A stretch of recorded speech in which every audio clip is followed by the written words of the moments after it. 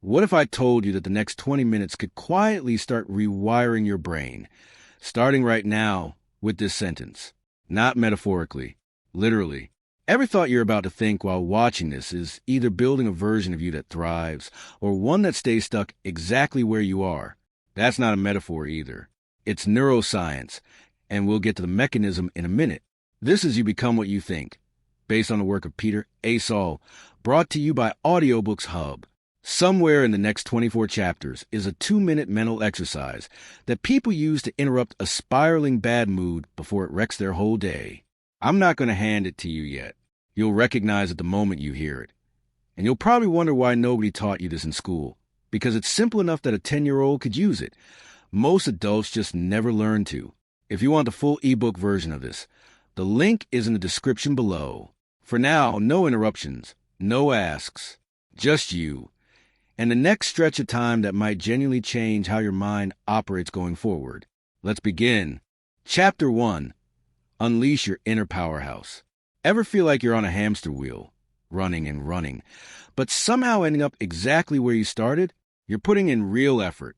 You're showing up. So why does nothing seem to move? Here's the piece almost everyone overlooks. It's not your schedule. It's not even your willpower, though we love to blame that one. It's something quieter, running constantly in the background of every single day. Your thoughts. Not as poetic decoration. Not as harmless background noise. As architecture. They are, quite literally, drafting the blueprint of the life you're currently living. Notice how one bad thought first thing in the morning can somehow drag the entire day down with it? You stub your toe, spill the coffee, and by 9 a.m. you've decided the whole day is cursed. That's not coincidence. That's momentum. A single seed of doubt, left alone for even a few hours, grows into a whole forest of worry, and suddenly your energy has gone along with your joy. Flip it around, and the exact same law holds in the other direction. One small spark of hope, noticed and nurtured, can light a fire that carries you through a genuinely hard day on nothing but momentum. This isn't wishful thinking dressed up as science. It's biology, plain and testable. Your brain rewires itself constantly, physically, in response to what you repeatedly think and feel, a process neuroscientists call neuroplasticity. Every thought you have carves a groove. Every emotion you sit with reinforces a pathway that gets a little easier to travel the next time. So the real question isn't, am I thinking? Of course you are, constantly. The real question is, what are you actually building, groove by groove, with the thoughts you keep repeating? We all have negative thoughts. That's not a character flaw. That's simply what it means to be a human brain built to scan for threats. The genuine game changer is realizing this. You don't have to be a passenger in your own mind, carried wherever the current takes you. You get to choose, moment by moment, which thoughts you water and which ones you quietly let starve. Picture it like tending a garden. You can let weeds of fear and self-doubt take over every bed, or you can deliberately cultivate a landscape you'd actually want to spend your life standing in. The soil doesn't care either way. It grows whatever gets consistent attention. That part is entirely up to you. So how do you actually do this in practice? Not just in theory. It starts with becoming a thought detective. Catch the stories you tell yourself on autopilot. The ones so familiar, you don't even notice them running anymore. Are they opening doors for you, or quietly keeping you boxed inside a smaller life than the one you actually want? Picture your mind as a transmitter, broadcasting a signal all day long, every day, whether you're paying attention or not. A signal that tends to attract more of whatever frequency you're sending out. Are you broadcasting lack and limitation, or confidence, possibility, and quiet self-trust? Don't just nod along and scroll past this part. Try it right now. While it's fresh, pick one negative thought that shows up often in your week. Challenge it directly. Is this actually true? Does believing this serve me in any way? Then consciously swap it for something that does. It will feel clumsy at first, the way any new language feels clumsy in the first few weeks. Stick with it, and it becomes fluent faster than you'd expect. One more thing before we move on to the weeds hiding in this garden. Think of one specific area of your life you genuinely like to change. Visualize the outcome in detail. See it, feel it in your body. Notice what it would actually be like to live inside that version of your life. Then write yourself a single sentence that captures it. and repeat that sentence whenever doubt creeps back in, which it will. Consistency does the heavy lifting here, not intensity. A small effort repeated daily will outperform a big effort attempted once and abandoned. You have more control over this process than you've probably been told your whole life. Let's keep going, because the next chapter is about the thing that's usually working against you without your permission, quietly in the background every single day. Chapter 2, The Weeds in Your Garden. You've taken the first step already, just by getting this far. Realizing your thoughts aren't neutral background noise. Now for the harder part, the one most people skip because it requires actually looking, spotting the specific ones that are quietly working against you day after day without you ever consciously inviting them in. Ever get a nagging sense that something's off without being able to name exactly what? Restless, irritable, low. For no clear reason you can point to, that feeling is often not random at all. That's usually a negative thought pattern running underneath the surface, like a slow leak behind a wall, invisible for a long stretch, and then suddenly, all at once, very expensive to fix. The clearest tell is repetition. I'm not good enough. I always mess this up. Nothing ever works out for me, no matter what I try. These aren't passing, harmless thoughts that drift through and disappear. Their grooves worn so deep through sheer repetition that they start quietly writing your behavior for you, without asking permission first. Say, I'm not good enough to yourself often enough, and you will eventually start acting in ways that prove it right. Not because it was ever true, but because you built the evidence yourself, one small self-sabotage at a time. That's not fate. That's simply a feedback loop nobody ever pointed out to you. Then there's catastrophizing, a close cousin, taking one small hiccup and inflating it almost instantly into a 5-alarm fire. One slightly rough meeting becomes, in your head, I'm definitely getting fired. One awkward, unanswered text becomes, they must hate me now, and probably always did. It's exhausting, and it manufactures a level of stress completely out of proportion to what actually happened, while quietly blocking you from seeing the obvious, simple next step that was sitting right in front of you the whole time. So, practically, not just conceptually, start eavesdropping on your own inner monologue like it's a stranger's conversation you happen to overhear. Keep a small notebook nearby, physical or in your notes app, and log the recurring ones exactly as they surface throughout your day. Ask each one a couple of pointed questions. What triggered this thought specifically? What emotion is it trying to make me feel? You're not doing this to punish yourself for having them, and you're not doing it to feel worse about your own mind. You're doing reconnaissance, plain and simple, so you can finally see the pattern clearly enough to actually change it, instead of just reacting to it on repeat. This entire exercise isn't self-flagellation dressed up as self-improvement. It's information gathering. Once you can name the weed by its actual name, you can pull it out by the root instead of just mowing over it and watching it grow back next week. Next up, what actually goes in the space it leaves behind once it's gone. Chapter 3, Your Garden of Thoughts.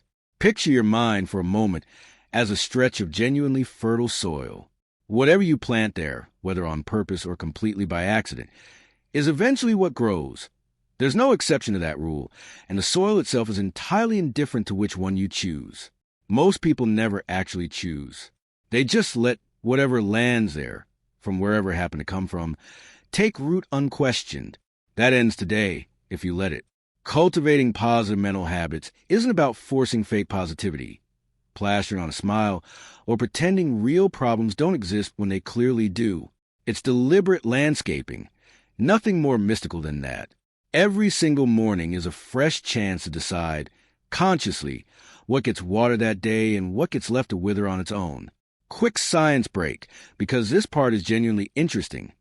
Researchers studying gratitude journaling found something a little surprising along the way. It isn't actually the writing itself that shifts a person's mood day to day. It's the daily search for something worth writing down. The brain gets measurably better at noticing good things the more often you ask it to go looking for them. The same way a muscle gets stronger with repeated, specific use. After roughly 3 months of this small daily habit, people in these studies reported measurably lower anxiety, even when nothing about their actual external circumstances had changed at all. That's the underlying mechanism behind everything else in this chapter. a short gratitude practice each morning, even just 90 seconds long. A single affirmation repeated with real intention behind it, not just mumbled on autopilot. Reframing and exhausted, I have to, into an energized, I get to, even for something mundane. None of these individual practices are complicated, and none of them require special equipment or 45 minutes you don't have. What makes them actually work over time is repetition. The same way one weed pulled just once tends to grow right back. One good thought planted just once tends to fade by the following afternoon. Do it daily instead, and the soil itself, over weeks and months, genuinely changes composition. Start small, because small is sustainable and sustainable is what actually compounds. Pick just one habit from everything covered in this chapter. Do it for 7 straight days before you even think about adding a second one. That's the whole assignment. No dramatic overhaul required. Just consistent, unglamorous tending, day after day, until it stops requiring willpower at all. Chapter 4. Tapping into the subconscious powerhouse. Ever run somewhere on complete autopilot? Driving a familiar route and barely remembering a single mile of the actual trip? That's your subconscious mind at the wheel. And it turns out it's driving a lot more of your life than just your daily commute. An estimated 95% of your daily thoughts and behaviors are subconscious, running below the level you're even aware of. That means the vast majority of what shapes your actual life minute to minute is happening beneath the surface, executing scripts you installed years, sometimes decades ago, and mostly forgot you ever wrote. If your conscious mind is the one setting the goal, your subconscious is the one actually carrying it out, or, just as often, quietly sabotaging it without you noticing until the pattern's already 3 years deep. Here's the genuinely encouraging part, though. The subconscious doesn't reliably distinguish between a vividly imagined experience and a real, lived one. That's exactly why visualization works as well as it does, why repeated affirmations eventually stick and stop feeling like lies, why the stories you tell yourself right before falling asleep tend to shape the mood you actually wake up in the next morning. You're not just a passive observer of your own subconscious mind. You have real, workable lines directly into editing it. If you know where to apply the pressure, try this tonight, before you fall asleep. Spend 2 full minutes vividly imagining tomorrow going genuinely well, a hard conversation landing more calmly than you expect, a task getting finished with real ease instead of dread. You're not predicting the future with any certainty. You're preloading the software that's going to run it regardless. Chapter 5. Visualizing your ideal future. Step into an imaginary time machine for just a second. Fast forward 5 full years from today. What do you actually see in detail?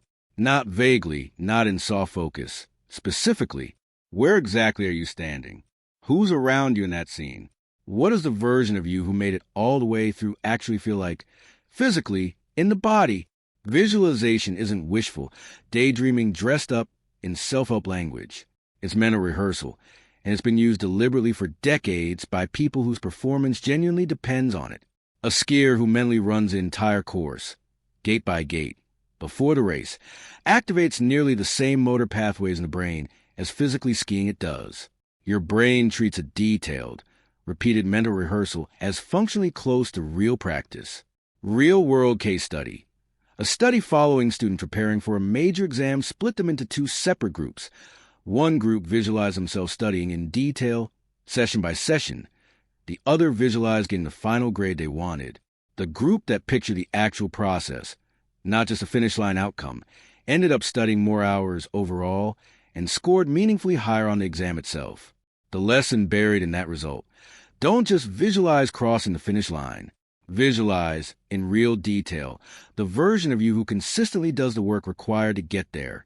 So build the scene properly, with actual specificity, not a vague, I want to be successful, which is far too abstract to grip onto or act from. Instead, the specific room you're standing in, the exact conversation you're having, the small daily action that got you there in the first place. 5 minutes a day, roughly the same time, with roughly the same vividness each time. That consistent repetition is what slowly turns an idle wish into something closer to a rehearsed, familiar reality. Chapter 6. Affirmations that actually rewire the brain. You already know from a few chapters back.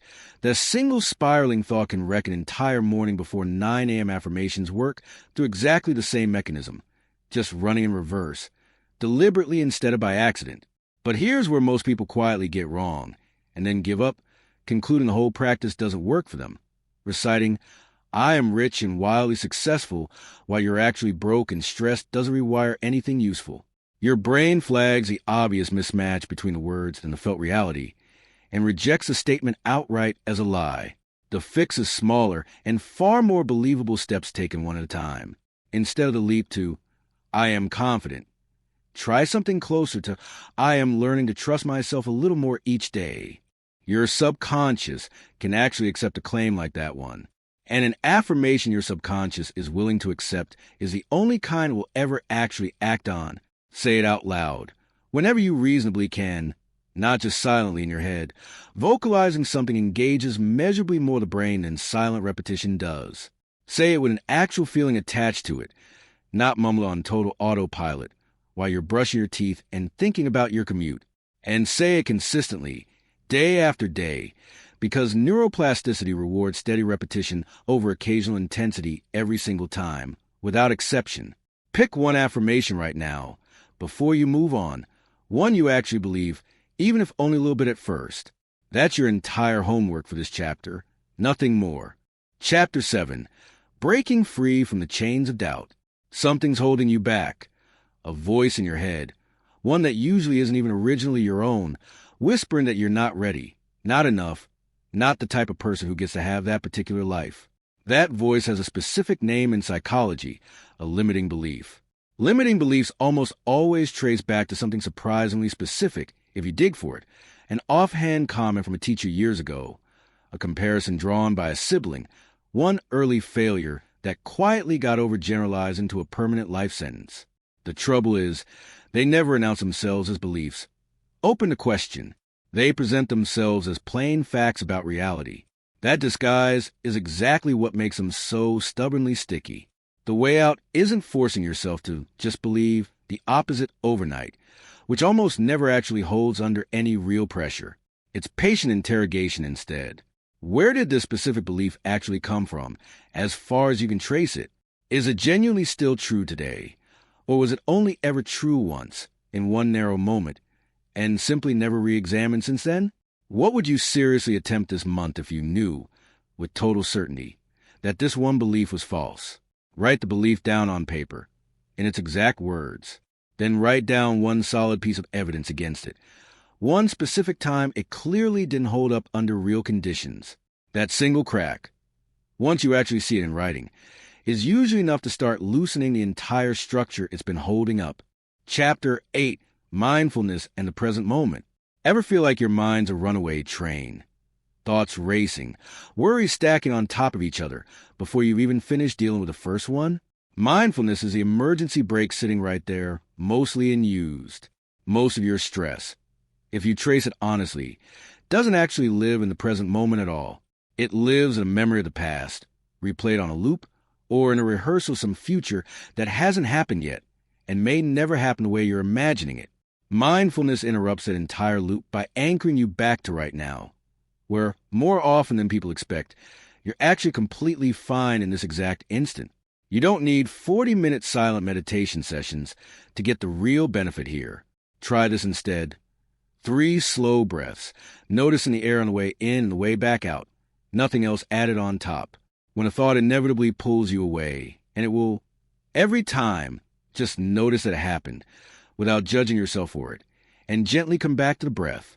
That's the entire practice. Start to finish. Repeat it in small doses scattered throughout an ordinary day. It accomplishes more cumulatively than one long session ever manages to. The present moment is genuinely the only place your actual power lives.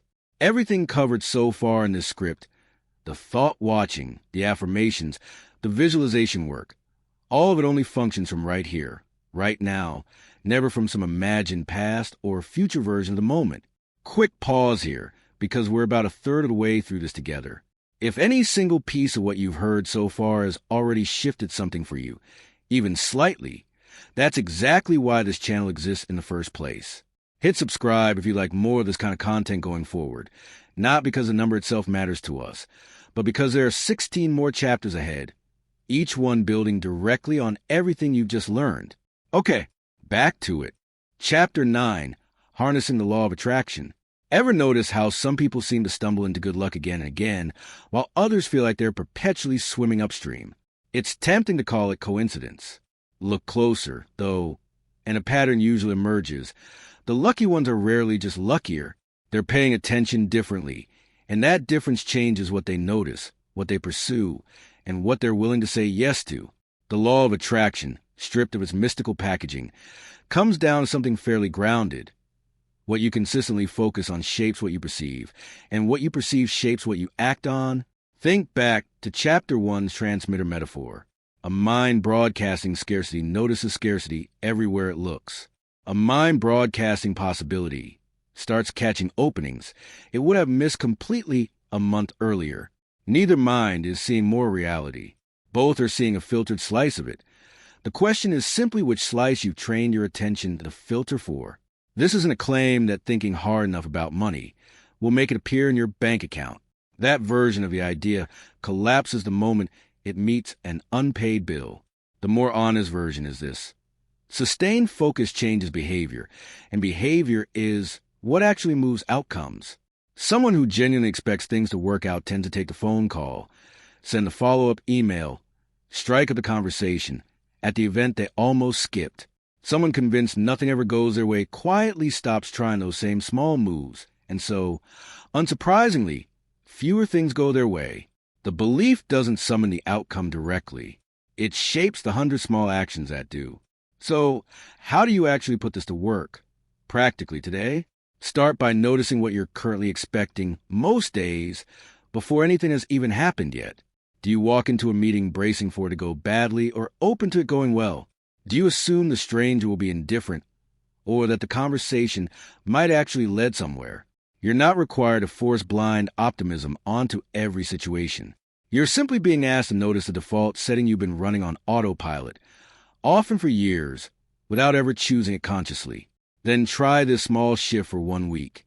Each morning, name one specific thing you're choosing to expect will go well that day. Not vaguely, but concretely, the way you learned to build a scene back in Chapter 5. And each evening, note one moment where that expectation actually opened a door, however small. You're not manufacturing evidence. You're training the same attention system covered back in Chapter 11 to notice what was quietly there the whole time, waiting to be acted on. Attraction, in the end, isn't a shortcut around effort. It's what happens when belief and attention point consistently in the same direction as your actions. The same alignment this entire script keeps circling back to chapter after chapter, because it's the one thing that actually makes everything else stick. Chapter 10, Aligning Your Thoughts and Actions. You visualize a dream life in vivid detail. You've affirmed your own worth repeatedly until it started to stick. You felt all of it in your body, not just your head. Now comes the part most people quietly skip because it's less glamorous than the visualization.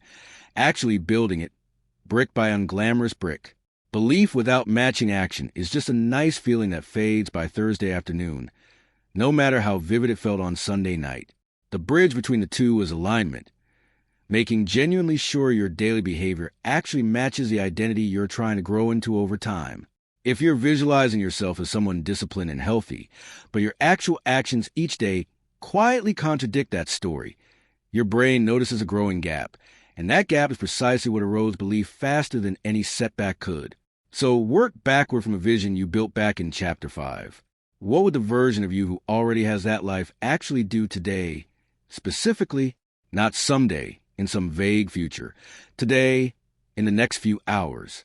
One small action, aligned honestly with the identity you're building, repeated daily without fail, does more heavy lifting than a single burst of motivation ever manages to. Bricks, one at a time, not leaps. Chapter 11, Manifesting Abundance and Prosperity. Define abundance for yourself first, clearly, before you go chasing anyone else's version of what it's supposed to look like. For some people, that means genuine financial breathing room. For others, it means more free time or deeper relationships, or simply enough energy left over at the end of an ordinary day to actually enjoy it instead of collapsing. Once you define it honestly, the real work is attention, not magic. What you consistently focus on tends to expand in your awareness, not through anything mystical, but through a well-documented piece of brain architecture called a reticular activating system. Focus on scarcity, and your brain starts filtering the world for evidence of lack, finding it everywhere. Focus instead on opportunity, and it starts flagging opportunities you'd have scrolled straight past a month earlier, without ever noticing them. Practically speaking, each morning, name one area of abundance you already genuinely have, however small it might seem written down. Then name one specific opportunity you're going to actively look for today. You're not manifesting anything through wishful thinking alone. You're training your own attention, deliberately, to notice what was already available the entire time. Chapter 12. Your mind-body connection. Your thoughts don't stay politely contained inside your head. Chronic. Sustained stress measurably weakens immune function over time. Sustained positive mental states, meanwhile, are linked in a research to better cardiovascular health and noticeably faster recovery from illness. This isn't fringe wellness talk dressed up in science-adjacent language. It's decades of established mind-body research. Real-world case study. Patients recovering from major surgery who practiced brief daily relaxation and positive visualization were found, across multiple separate studies, to heal measurably faster and report significantly less pain than patients who didn't. Same procedure, same surgical team, same aftercare, meaningfully different mental input each day. You don't need to overhaul your entire life to put this to use. A short daily walk, 5 minutes of stretching before bed, a few slow, deliberate breaths before you fall asleep. None of these are separate, lesser add-ons to the mindset work covered earlier. They're the exact same work, approached from the body side of the same loop. Treat your body as though it's genuinely listening to every thought you have, because in a very real, measurable sense, it is. Chapter 13, Developing an Empowered Mindset. Believing you can actually change is the first requirement for change happening at all, not as motivational fluff printed on a mug, but as a literal, load-bearing precondition. If some part of you quietly believes real change is impossible for someone like you specifically, every single technique covered in this script will end up sabotaging itself before it gets a chance to work. Self-compassion is a piece almost everyone skips here, usually because it sounds a little soft compared to discipline or grit. It isn't soft at all in practice. Beating yourself up over every setback doesn't accelerate change one bit. It just stacks fresh shame directly on top of the original problem, which makes you measurably more likely to quit the whole effort altogether. Treating yourself the way you'd naturally treat a close friend who slipped up, with a clear-eyed, okay, what now instead of a punishing inner monologue, keeps you in the game long enough to actually see real improvement. Visualize your ideal self not as some finished, flawless person standing at the very end of the road, but as someone who's simply a little further down the exact same road you're already walking. That version is genuinely reachable. That, ultimately, is the entire point of the exercise. Chapter 14, Embracing a Growth Mindset. Ever feel genuinely stuck, like you've hit a hard, physical ceiling on what you're capable of, no matter how hard you push against it? That ceiling is usually a belief sitting quietly in your head, not an actual fact about your abilities.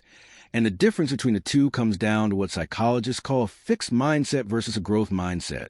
A fixed mindset treats ability as a trait you either happen to have or simply don't.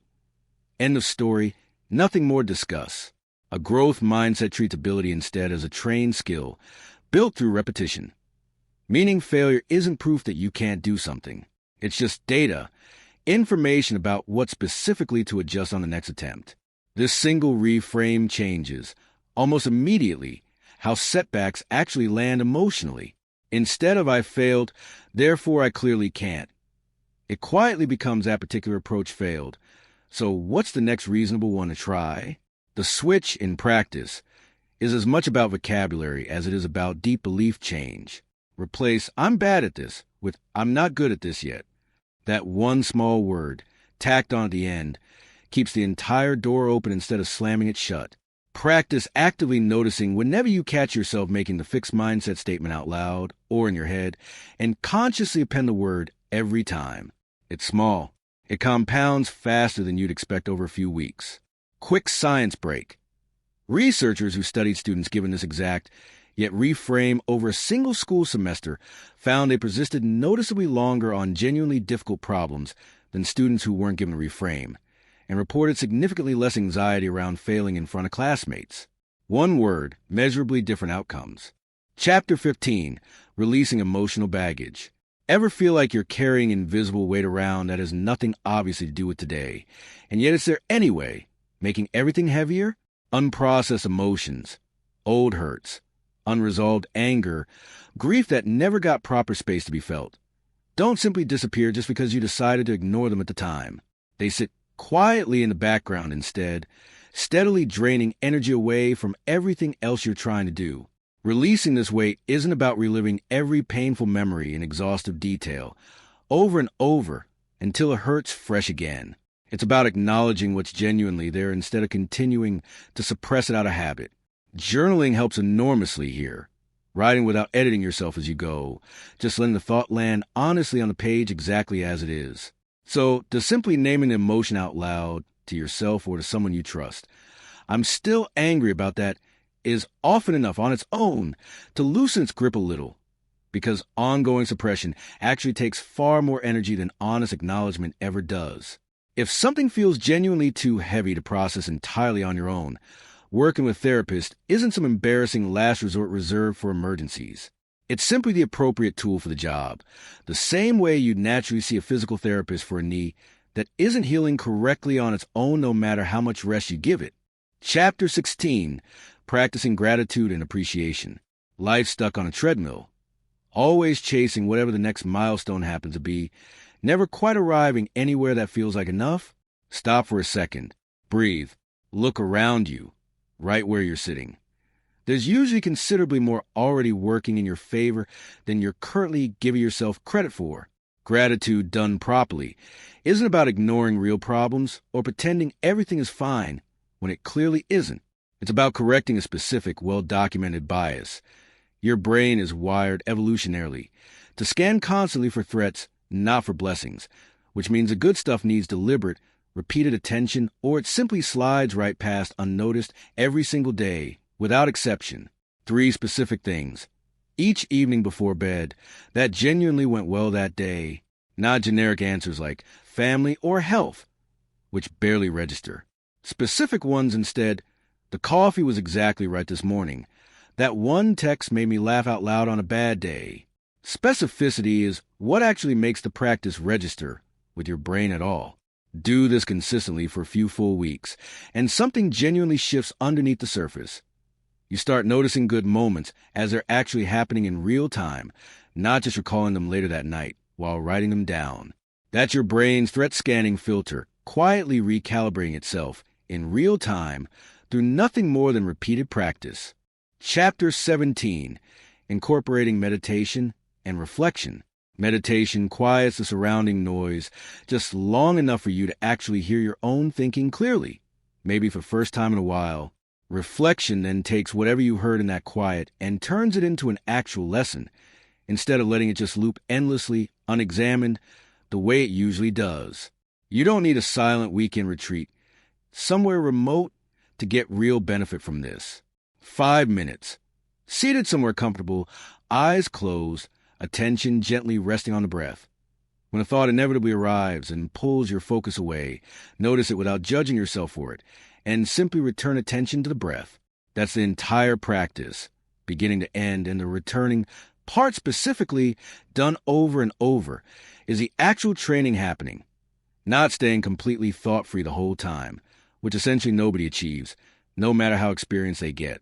Pair this with a short nightly reflection, just 2 quick questions. What genuinely worked today? What would you do a little differently if you could replay it? 2 questions, maybe 2 minutes total, and the day stops simply passing by unexamined. It actually starts teaching you something useful you can carry forward. Chapter 18, Reframing Challenges as Opportunities. The exact same setback can be read in 2 completely different ways, depending entirely on the frame you choose to put around it. Proof that you're simply not cut out for this, or useful information about what to try differently next time. Neither reading is objectively more honest or accurate than the other one, but only one of them actually keeps you moving forward instead of stuck. Real-world case study. Entrepreneurs whose first business had failed outright were surveyed years later, once some distance had passed, and a striking number of them described that exact failure in hindsight as the single most useful thing that ever happened to their career, purely because of what it forced them to learn the hard way. The event itself never changed in the retelling. Only the frame around it did, over time and with distance. Next time something goes wrong in your own life, try asking one specific question before reaching for anything else. What does this actually make possible now that wasn't possible before it happened? This isn't toxic positivity dressed up as wisdom. It's a genuine, active search for the opening hiding somewhere inside the obstacle itself. Resilience was never really the absence of setbacks in the first place. It's a trained, repeatable habit of looking for the opening anyway, every single time, even when it isn't obvious at first glance. Chapter 19, Cultivating Self-Love and Acceptance. Do you actually love yourself, honestly, not just on the good days when everything's going smoothly, but on the days you snapped at someone you care about, or missed an important deadline, or looked in the mirror and genuinely didn't love what looked back at you? That's not vanity, and it never was. That's the actual foundation everything else in this entire script has been quietly built on top of. Self-acceptance doesn't mean pretending you have no real flaws whatsoever. It means, more precisely, separating your fundamental worth from your day-to-day performance. You don't have to earn the right to like yourself by being flawless first. You already have that right, flaws fully included, no exceptions or conditions attached. Most people, if they're honest, extend more genuine compassion to a total stranger having a visibly bad day than they ever extend to themselves in the exact same situation. Try the simple test you'd naturally apply on behalf of a friend. Would you actually say what you just said to yourself out loud to someone you genuinely loved and cared about? If the honest answer is no, that's precisely the sentence worth going back and rewriting. Chapter 20, Surrounding Yourself with Positive Influences. You are, in a genuinely measurable sense backed by real research, roughly the average of the 5 people you spend the most time around. Their habits, their general outlook, even their vocabulary tend to rub off on you gradually over time, whether you notice it happening or not, which makes your immediate environment one of the most underrated levers you actually have available to pull. This doesn't necessarily mean dramatically cutting people off overnight or burning bridges. It means paying honest attention instead. Who genuinely leaves you feeling lighter after a conversation with them, and who consistently leaves you feeling drained afterward? Where it's reasonably possible, spend a little more time with the first group. Where you genuinely can't avoid the second group entirely, protect your own energy deliberately. Shorter interactions where you can manage it, clearer boundaries held consistently. Your environment isn't only made up of people, either. It's also the content you consume every day, the physical and digital spaces you spend real time in. Curate all of it deliberately on purpose, rather than by pure accident or default settings. Whatever you consistently surround yourself with slowly becomes the actual soil your thoughts end up growing in, for better or for worse. Chapter 21, Consistency and Commitment to Change. You've learned, by this point, the real power of thought. You've spotted your own negative patterns, built new habits deliberately, and started aligning belief with matching action. Here's the part nobody ever puts on a highlight reel, though none of it actually works unless you keep doing it well after the initial novelty has completely worn off. Motivation, on its own, is just a spark, reliable for roughly a week, maybe 2 on a good stretch, and then it predictably fades, which is exactly the moment most people quietly quit and conclude, I guess this doesn't work for me after all. It was never the method itself that failed them. It was relying on motivation alone, instead of building a system that keeps running steadily without it. The actual fix is small, unglamorous, and genuinely simple. Pick the one single habit, out of everything covered across this entire script, that felt the most useful to you personally. Commit to it for 30 straight days, on the days you feel like doing it, and, just as importantly, on the days you really don't. Consistency, not intensity, is what actually rewires anything in the brain over time. Chapter 22, Integrating the Principles into Daily Life. Everything covered in this script only becomes genuinely useful once it stops being something you merely know in an abstract sense and actually becomes something you do automatically on an ordinary Tuesday without anyone standing over your shoulder reminding you to do it. The way that transition actually happens is through stacking, not through a dramatic overhaul of your entire routine overnight. Pick one habit you already reliably do every day, brushing your teeth, making your morning coffee, and attach exactly one new practice directly onto it. Coffee brewing? That becomes your 90-second gratitude window while it drips. Brushing your teeth? That becomes the exact moment the affirmation gets said out loud to your own reflection in the mirror. You're not adding 40 extra minutes onto an already full day. You're simply borrowing 2 minutes from something you were doing anyway, regardless. Keep a short journal going, even just 3 lines a night, tracking briefly what you tried that day and what noticeably shifted as a result. Not for anyone else to ever read. Just so a future version of you can clearly see the pattern that the present version of you is currently too close to it to notice yet. Chapter 23. Achieving work-life balance through the power of your mind. Genuine balance doesn't arrive by lucky accident.